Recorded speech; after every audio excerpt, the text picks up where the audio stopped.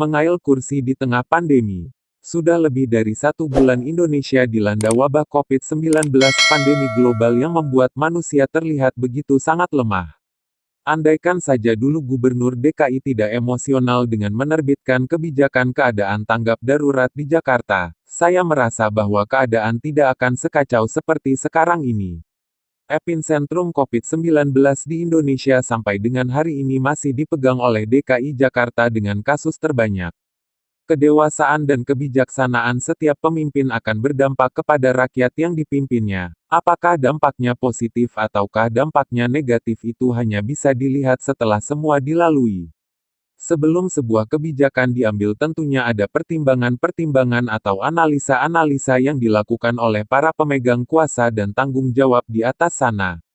PSBB yang sudah diterapkan di Jakarta mulai hari Jumat tanggal 10 April tahun 2020 kemarin, dan kemungkinan besar akan segera diterapkan juga di daerah-daerah penyangganya menjadi pilihan terbaik dan paling rasional saat ini jika ingin melihat Indonesia ke depan tidak semakin kacau. Karena kembali lagi, epicentrum COVID-19 masih berada di Jakarta dan sekitarnya.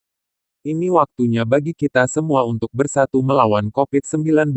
Kita pikirkan bersama bagaimana caranya agar mata rantai penyebaran COVID-19 ini bisa segera diputus dengan resiko seminimal mungkin. Karena saya tahu bahwa apapun atau sebaik apapun sebuah kebijakan yang diambil pasti tidak akan bisa menyenangkan atau mengakomodir semua kepentingan. Tinggal sekarang skala prioritas mana yang mau kita dahulukan. Politik, ekonomi atau kesehatan. Sekali lagi saya sampaikan, bahwa sebaik apapun kebijakan yang diambil pasti tidak akan bisa menyenangkan atau mengakomodir setiap kepentingan. Disinilah kedewasaan kita dalam kehidupan berbangsa dan bernegara sedang diuji. Jika kita bisa melaluinya, kita tidak hanya akan menjadi pemenang, tapi kita akan kembali menjadi pusat peradaban di masa depan. Kedewasaan dan kebijaksanaan tidak hanya ditujukan kepada para pemimpin yang diberikan kuasa dan tanggung jawab, tapi kita sebagai rakyatlah yang paling harus mendewasakan diri dan bijaksana melihat segala potensi atau resiko yang ada di depan kita. Masalah penyebaran COVID-19 tidak akan bisa selesai jika kita hanya berdebat di gelanggang opini dengan segala kepentingan politis yang mengiringinya.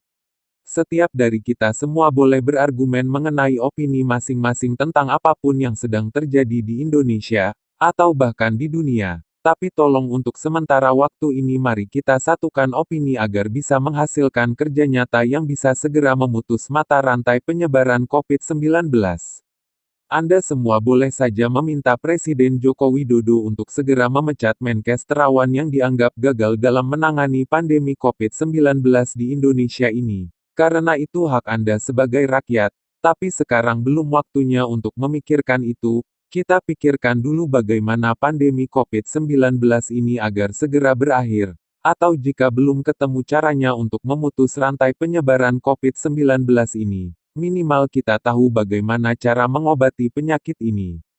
Jikapun Menkes Terawan suatu saat atau setelah pandemi COVID-19 ini benar-benar akan diganti atau direshuffle oleh Presiden Joko Widodo, saya yakin dengan sangat bahwa Presiden Joko Widodo sudah memikirkannya, atau mungkin juga sudah punya kandidatnya.